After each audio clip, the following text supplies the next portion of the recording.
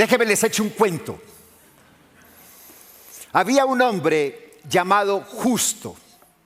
Justo iba todos los días a la iglesia a orar, muy temprano, cada día sin falta. Este hombre subía a la parte alta del templo y adoraba a Dios. Oraba por 2 horas continuas y luego bajaba para ir a trabajar. 2 calles más abajo del templo vivía Horacio, un vecino a quien Justo odiaba. Pues Horacio tenía una manía, y esa manía era que entraba todas las noches a la finca de Justo y se le robaba una gallina. Justo oró mucho tiempo por Horacio, años. Clamó a Dios con mucha fe que transformara el corazón de Horacio y dejarse de robarle sus gallinas. Luego de un par de años que Dios no respondió, alguna razón que Dios tenía para no responderle, Justo decidió no volver a orar más por su vecino Horacio y bajó los brazos.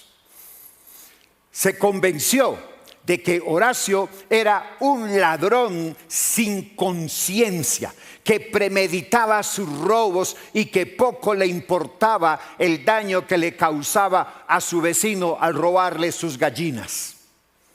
Justo, odiando tanto a su vecino ladrón, desviaba la calle de donde vivía Horacio. No volvió a pasar por el frente de la casa de él porque no quería verlo, no quería saber nada de él, no lo soportaba. En tanto bajaba Justo por otra calle, Horacio subía al templo a la parte más alta para orarle a Dios. Y con lágrimas en los ojos pedía a Dios por un trabajo estable para que no tuviese que robarle las gallinas a su vecino Justo para darle alimento a sus hijos y a su esposa enferma. Horacio, desde lo profundo de su ser, sentía vergüenza por su reprobado comportamiento. Horacio se arrepentía cada día hasta que pudo dejar de robar. Al pasar los años, los 2 hombres murieron. Estuvieron entonces delante de la presencia de Dios para mirar y juzgar sus vidas. Horacio estaba feliz. Su sufrimiento había acabado. Ya no habían lágrimas en sus ojos porque recibió la misericordia de la gracia de Dios. Pues fue un hombre que se arrepintió y venció al pecado finalmente.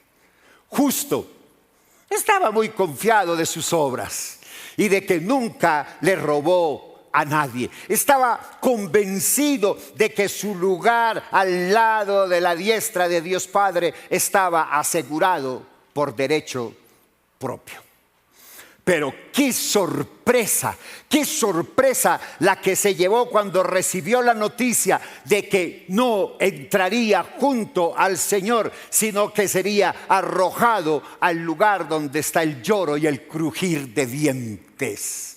Contrariado, Justo le dijo: ¿por qué a Dios?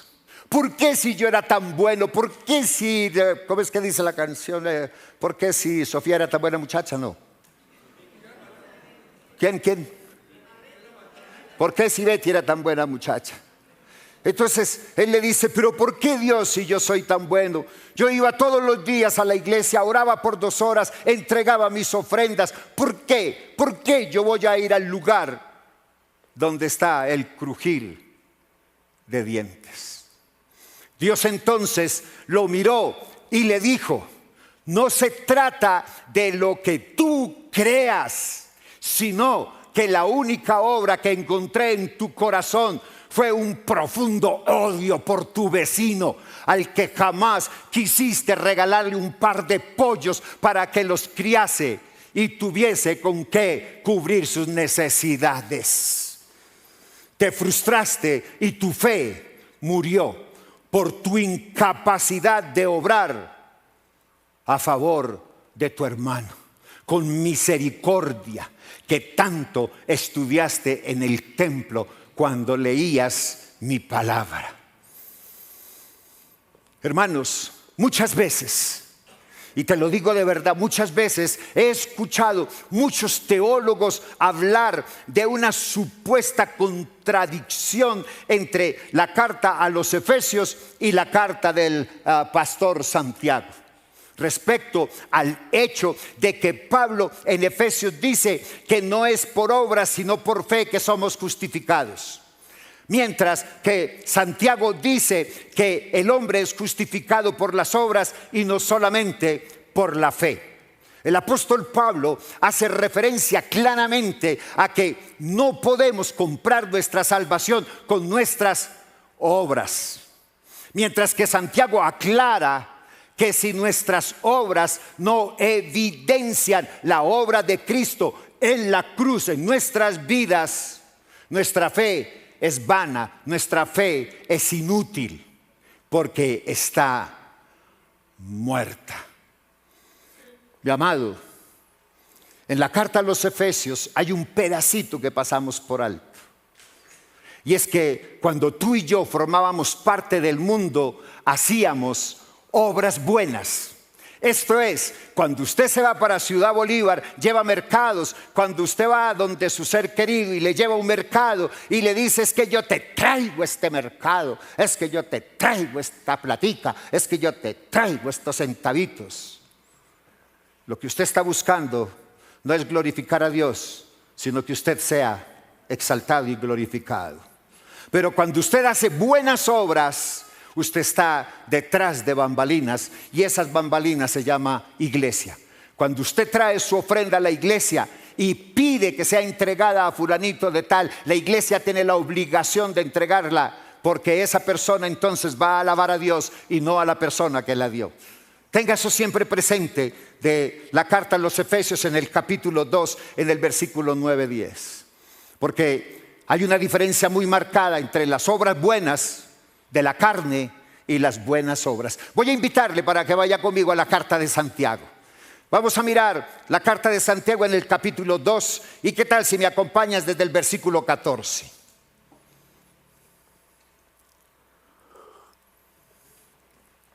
Leemos la palabra de Dios en el nombre del Padre y del Hijo y del Espíritu Santo.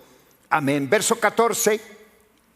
Hermanos míos, ¿de qué aprovechará si alguno dice que tiene fe y no tiene obras? ¿Podrá la fe salvarle? Y si un hermano o una hermana están desnudos y tienen necesidad del mantenimiento de cada día, y alguno de vosotros les dice: id en paz, calentaos y saciaos, pero no les dais las cosas que son necesarias para el cuerpo, ¿de qué aprovecha? Así también la fe, si no tiene obras, es muerta en sí misma. Verso 18. Pero alguno dirá: tú tienes fe y yo tengo obras. Muéstrame tu fe sin tus obras y yo te mostraré mi fe por mis obras. ¿Tú crees que Dios es uno? Bien haces. También los demonios creen y tiemblan.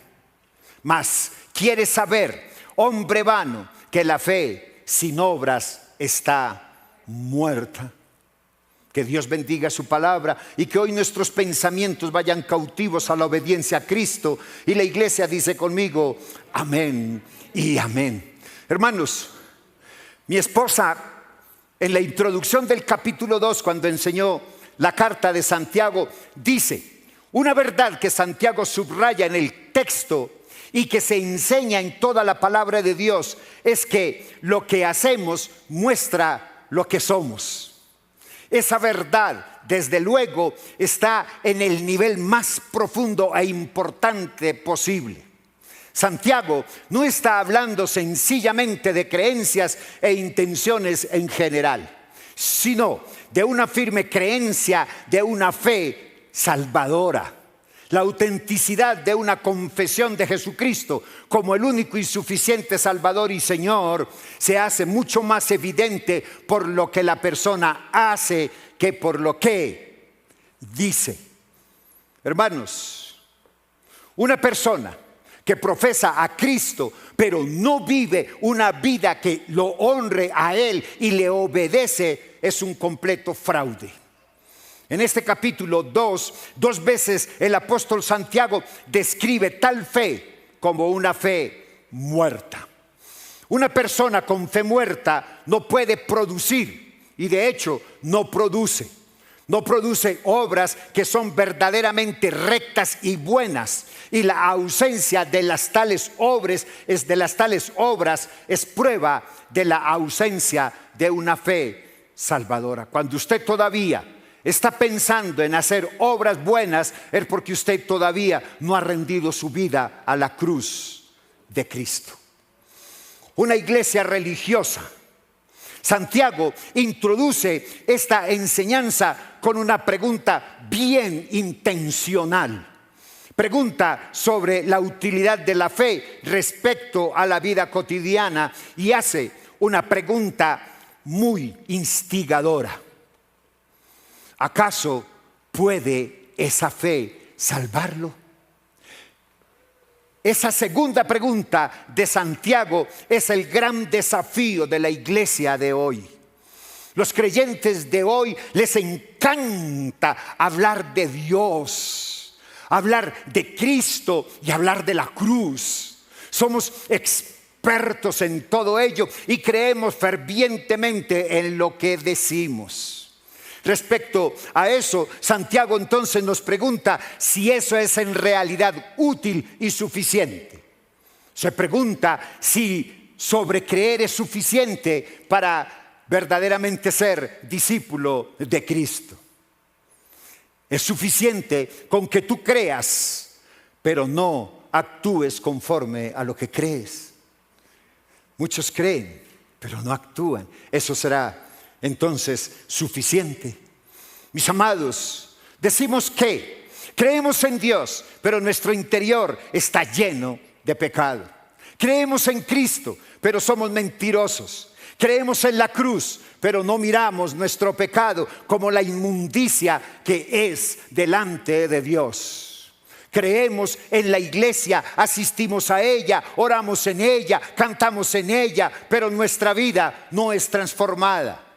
Creemos que Dios es nuestro Padre, pero nunca vamos a Él para rendirle cuentas y que examine nuestro corazón. Creemos en Dios, pero seguimos obrando conforme a las obras de la carne. Creemos en Jesús, pero no practicamos su misericordia porque hacemos acepción de personas. Creemos que Cristo nos perdona, pero no perdonamos a quienes nos hacen daño. Creemos en el amor de Cristo, pero no amamos a quienes más necesitan de nuestro amor. Creemos que Dios es nuestro Padre, pero no le obedecemos porque vivimos justificando nuestra vana manera de vivir. Creemos que Jesús es el centro de todo, con canción incluida. Pero el centro de nuestra vida no es Él, somos nosotros mismos. En nuestro propio ego nos convertimos en nuestro propio centro. Creemos que Cristo da salvación, pero no sentimos ni cinco de vergüenza por nuestros pecados delante de Él, porque sentimos que no estamos tan sucios como otros. Hermanos, eso que les acabo de enumerar, mis queridos hermanos, es una fe muerta. Santiago hoy nos está preguntando, ¿acaso puede ese tipo de fe salvarnos? ¿Puede ese tipo de fe salvarte? ¿Tú crees que porque desgarras las vestiduras y subes un diálogo a las redes sociales, entonces por eso Dios te va a premiar? Porque le dijiste: yo no permito que hablen de mi Jesús y me pongo como abogado para defenderlo. Esa es una fe vana, una fe muerta.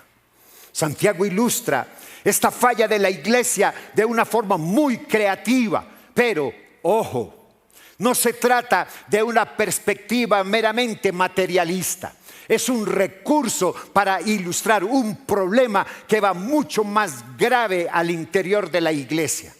Si una persona tiene una necesidad, sea cual sea, y recibe un gran discurso por parte de nosotros como cristianos, y nuestras palabras son así elocuentes, pero no somos una respuesta real para esas necesidades, entonces no servimos ni como cristianos ni como iglesia.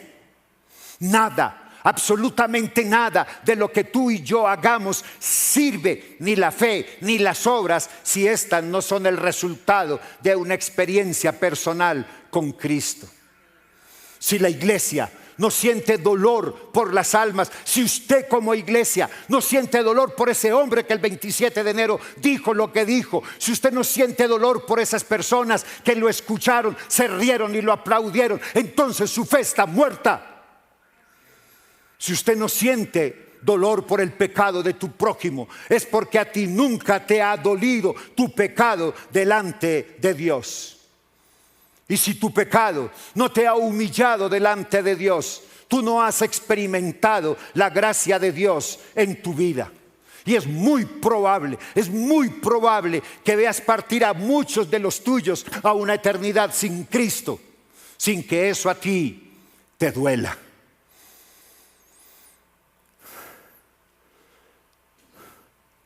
Hermanos, desde que yo entregué mi vida a Cristo, en la primera persona que yo pensé que se arrepintiera era mi señora madre. Clamé por ella, la busqué. Mi mamá me acompañó a varios servicios en Pereira junto con mi esposa y mis hijos.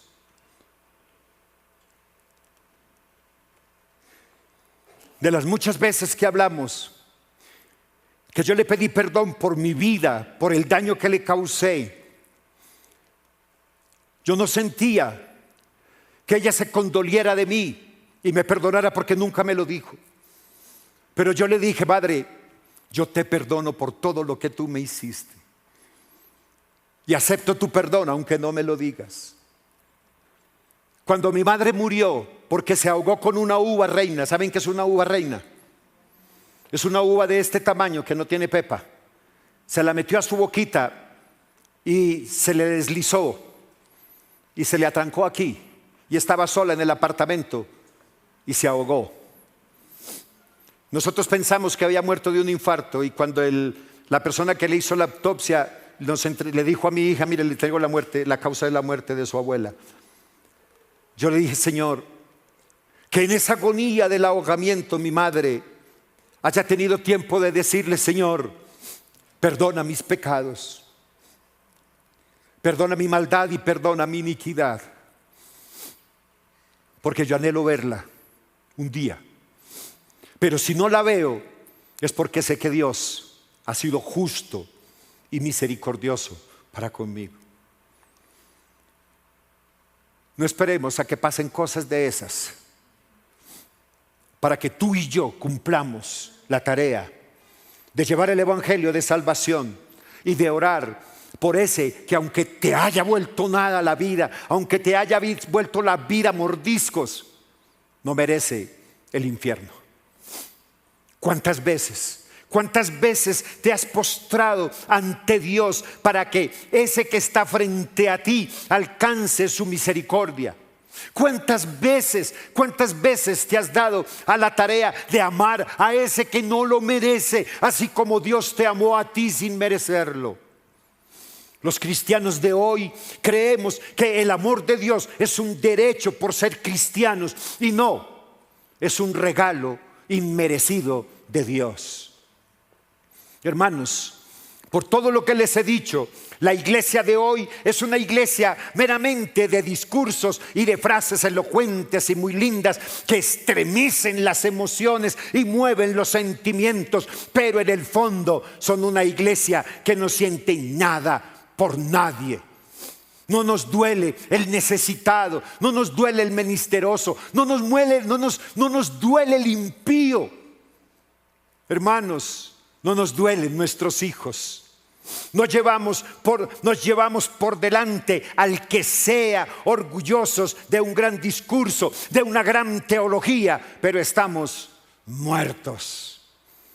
Santiago nos está diciendo que no sirve de nada decir un poco de cosas, pero hacer otro poco de actividades. si no nos duele el prójimo. Y si a ti no te duele el prójimo, es porque a ti no te ha dolido tu pecado delante de Dios.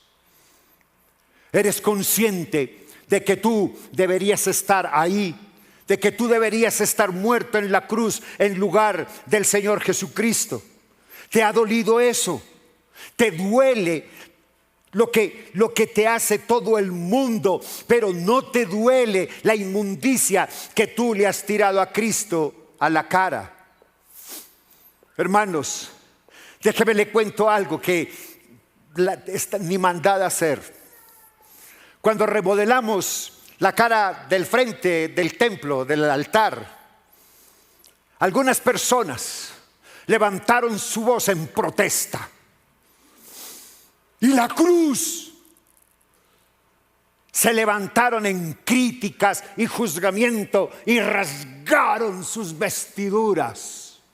¿Cómo quitan la cruz? Si la cruz es el ícono del templo. Si era lo más hermoso que tenía Ifrán.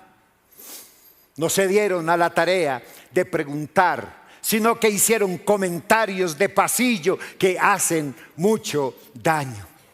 Y yo pensaba, de verdad, que yo pensaba que lo más hermoso que Ifrán tenía, aparte de mí, era la doctrina y el respeto profundo por la palabra escrita de Dios.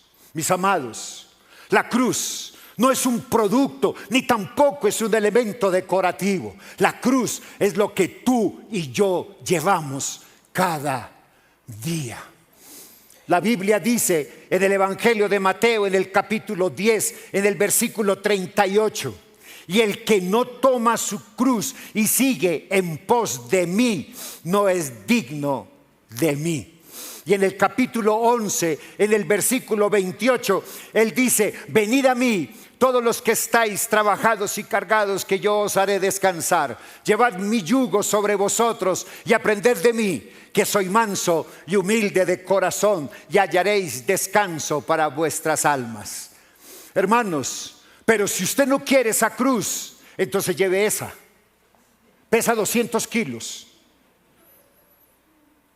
El día que usted me diga: pastor, yo quiero llevar esa cruz, yo le digo a David: traiga la grúa, hermano, con la que la subió, y póngasela en el hombro a esa persona. Y ahí usted me dice cuál es la que usted quiere llevar, si la que el Señor Jesucristo le propone o una cruz de mostrar. Hermanos, somos una generación de víctimas. Todo el mundo nos hace, todo el mundo nos debe, todo el mundo nos quita, todo el mundo nos ataca. Pero hermano, déjeme decirle que mientras tú no vayas a la cruz y aceptes que eres culpable de tu condenación y no otros, entonces nunca podrás tener un verdadero encuentro personal con el Cristo que salva. Y entonces tú estarás muerto. Mi amado, entonces esa fe que se queda en una mera credibilidad está muerta. No sirve porque no produce efectos transformadores a nadie. Muchos cristianos se quedan contemplando la cruz, pero no van a ella. No traen sus obras a la luz de la cruz porque no quieren quedar en evidencia. Si tú eres un cristiano que piensa que tu condición es culpa de los demás y que estás en determinada condición por culpa de otro, es porque tú no has estado delante de Dios. Es porque no has experimentado su amor, su gracia, su misericordia. Y esa fe, sin el contenido de la obra de la cruz en tu vida, hace que seas un cadáver y que cada vez se seca más y muere hasta la putrefacción del pecado. Debes entender que de esa fe en ese Dios, debes entender que tu fe en un Dios inerte, es decir, sin comprender y vivir la experiencia de la cruz, es una fe muerta que no tiene vida, que te va a llevar a la muerte eterna. Muchos creyentes se refugian en una y otra cosa. Muchos se jactan de todo lo que creen en Dios, de toda la teología que saben. Otros se jactan de todo lo que hacen en nombre de Dios y de todo lo que hacen para Dios. Santiago nos exhorta a que cambiemos de actitud. Santiago nos exhorta a que entre más sepamos, más nos callemos. En que entre más conozcas, más humilde. Yo he aprendido a punta de golpes que la vida me ha dado, que entre más callado, más sé. Mire, no es porque yo les estoy invitando a que lo hagan, porque no, ni mucho menos. Pero usted sabe por qué es la diferencia entre un hombre que fuma cigarrillo y un hombre que fuma pipa. ¿Por qué el hombre que fuma cigarrillo habla y es bochinchoso y todo eso? Porque su cigarrillo no se apaga, porque él se consume hasta el final. Los que fuimos fumadores sabemos que eso sucede, el cigarrillo no se apaga. ¿Usted sabe por qué los que fuman pipa tienen cara de sabios? Porque necesitan estar callados mucho más tiempo. Porque si usted se demora 3 o 4 segundos sin chupar la pipa, se apaga. Entonces tiene que estar cada momentico con el briquet encendiendo, y eso daña la pipa y daña el sabor del tabaco. Hermano, no le digo que fume pipa, le digo que aprenda a callar la boca, a estarse calladito. Santiago nos exhorta a no ser así. Pues sí, es por creer. El diablo cree, pero tiembla. Así que no se trata de qué posturas asumir sobre la predicación del pastor Santiago. Se trata de creer una experiencia real con Cristo Jesús. Y comprender que nadie que tenga la experiencia con el Cristo de la cruz es un simple creyente o un simple activista. No. Cuando una persona cimenta su fe en la experiencia real de Cristo, su estilo de vida es transformado en su plenitud. Hermanos, es entonces cuando Dios quita ese corazón de piedra y te da un corazón de carne por el que fluye la sangre que corrió por la cruz, por amor a ti. Hermanos, yo creo que no existe una mejor conclusión que la pregunta con la que el apóstol, déjeme decirle, tomarme el atrevimiento de decirle, el apóstol Santiago. Esa pregunta de cierre me llama mucho la atención. ¿Sabes algo? Muchos, y con dolor y con temor lo digo, muchos de los que están aquí, muchos de los que nos siguen a través de las redes sociales, que ya son bastantes, gracias a Dios, han venido a la cruz, no han venido a la cruz, no han llegado a ese momento especial de venir a la cruz porque no quieren admitir que son estériles, que se han ido secando poco a poco. Piensan y sienten que todo lo que hacen carece de sentido porque no ha tenido una experiencia real con el amor de Cristo en la cruz del Calvario. Hermanos, tú no eres feliz, no por otros. Cuando tú te niegas a la felicidad, no es por culpa de tu esposo, de tu esposa o de los hijos que tienes, ni de los amigos, ni del atraso del arriendo o por diferentes circunstancias. No, tú no eres feliz porque no has vivido un verdadero encuentro personal con Cristo. Cuando para ti las deudas priman por encima de decir, pero tú eres Dios y tú harás. Cuando aprendemos a soltar sin olvidarnos que tenemos la situación, pero no enfocamos nuestro pensamiento ni enfocamos nuestro corazón en esa situación, entonces Dios hará. Tu fe es muerta cuando dices, yo tengo que pagar esta deuda mañana. Ay, no tengo plata. Y te quedas mirando el televisor y lo mides. Y luego miras el cereal y dices, ay, pero es que esto no es plasma. No me prestan nada por él.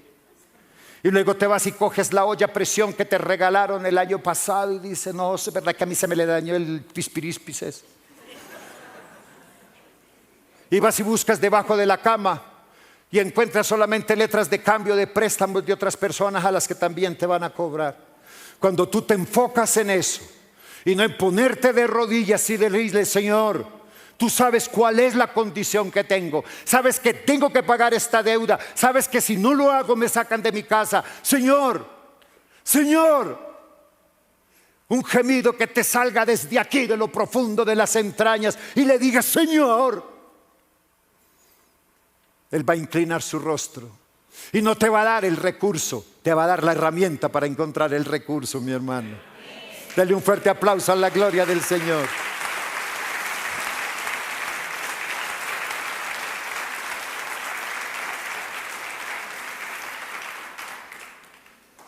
Mi hermano, cuando tú tienes un encuentro con Cristo y te humillas delante de Él como el pecador condenado que eres, entonces recibirás el regalo de su gracia y entonces tu vida empezará a cambiar, entonces tu vida empezará a ser transformada.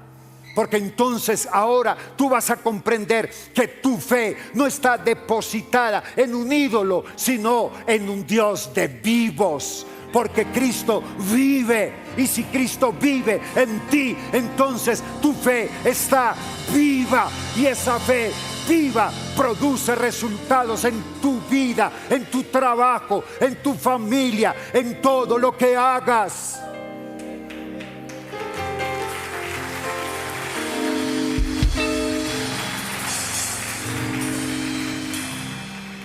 Hoy yo quiero invitarte a que vengas conmigo a la cruz, pero no a cualquier cruz. No que vengas y te amontones frente a 200 kilos de piedra y madera. Yo quiero invitarte para que vayas a la cruz de Mateo 10:38. El que no toma su cruz y sigue en pos de Él, entonces no es digno de Él. Hermanos, a la cruz traemos el pecado, traemos la maldad, la iniquidad, traemos un gemido profundo de dolor, se trae un gemido de angustia por haber contristado el corazón de Dios, porque el resto lo hace Cristo. Deja el miedo, deja el temor, deja de serte la víctima. Debes de aprender a hacerte responsable de todos y cada uno de tus actos delante de Dios, para que tu fe sea viva, para que salgas de ese lugar y tus obras sean la evidencia de una fe viva que te transformó, porque viniste a la cruz y asumiste tu culpa valientemente delante de Dios. Hermanos, yo sé que a muchos les da miedo el pasado. Ay, tú sí estabas. No está. A muchos tienen pánico del pasado, les aterra el pasado. Pero nos aterra vernos inmundos delante de Dios. Pero yo quiero decirte hoy, no hay mejor lugar que estar así, desnudos, avergonzados delante de Dios, porque allí es donde realmente terminas tú y empieza Él. Cierra tus ojos por un momento. Y si hoy quieres desnudarte delante de Dios, ve a la cruz, a esa cruz de Mateo 10:38, y toma esa cruz que Él te está ofreciendo, porque Él dice que ligera es su carga, que suave es el yugo, y no esta, sino esa cruz que Cristo nos ofrece. Y dile: Señor, perdóname.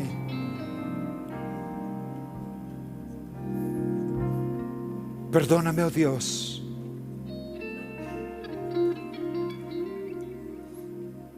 Porque mi fe ha sido tan vana. Porque digo tener fe, pero es una fe estéril, hueca y vacía. Porque mi fe es una fe meramente circunstancial. Hoy te pido, Señor, que mi fe sea una fe viva, conforme a lo que tú quieres que vivamos. Hoy, Señor, toma nuestras mentes y nuestro corazón.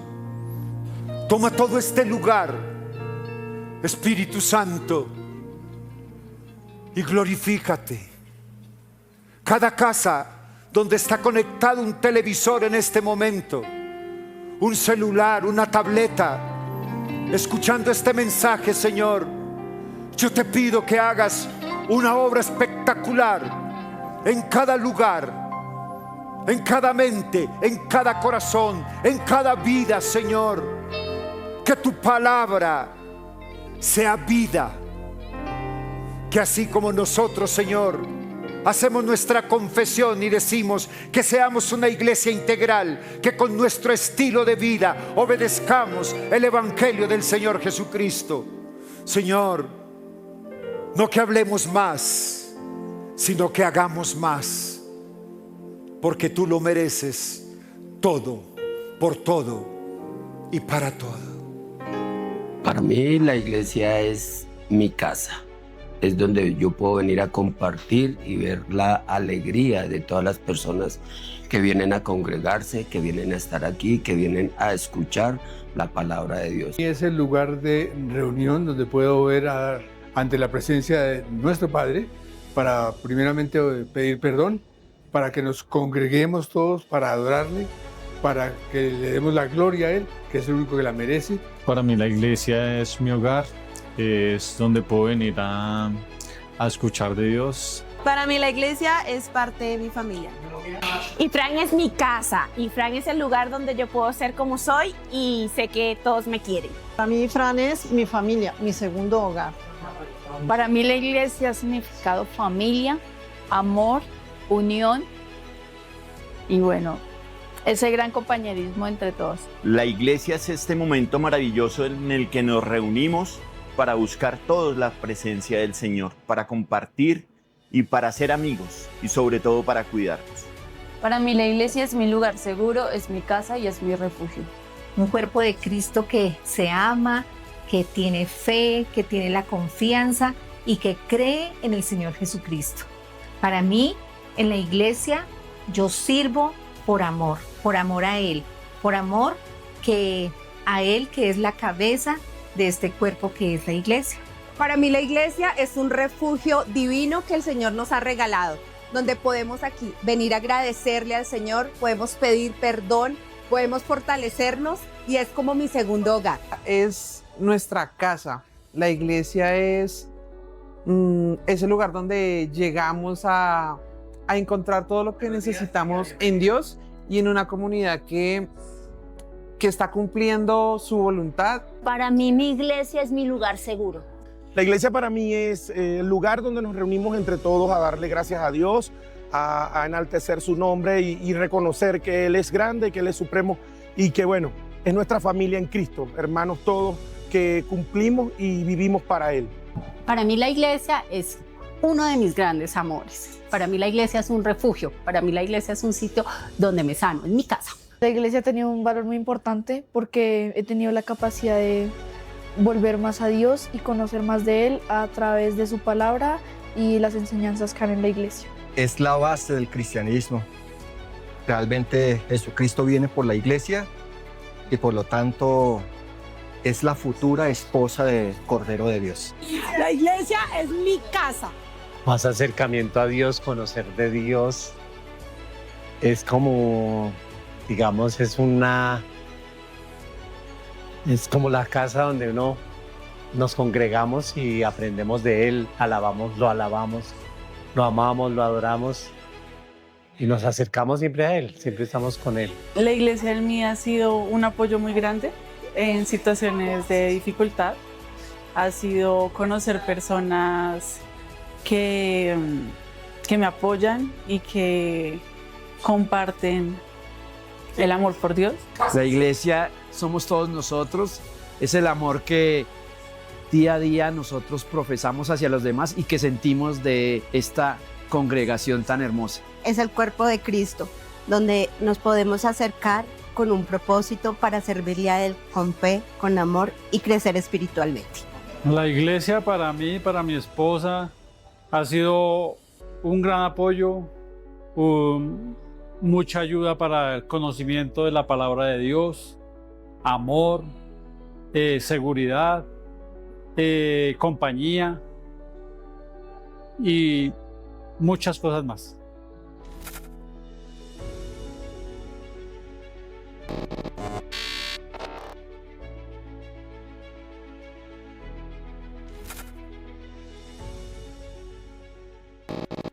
Esa es una pregunta que no se puede responder a la ligera.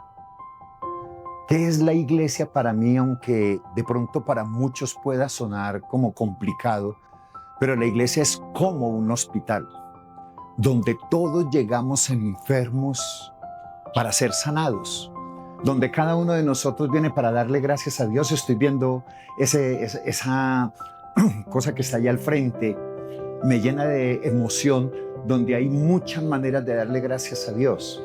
Para mí la iglesia es el lugar donde nosotros venimos para decirle: Señor, durante toda una semana tú me has guardado, me has protegido, y aquí vengo a traerte las primicias de la batalla que he ganado contra el pecado, contra la maldad y contra la iniquidad.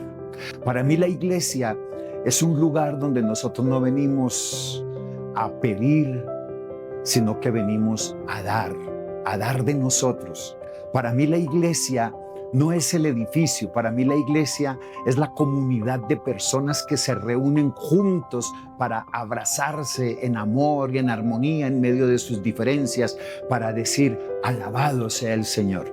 Para mí la iglesia es el lugar donde todos encontramos refugio, donde todos encontramos paz, pero sobre todo encontramos el amor y la misericordia de Dios.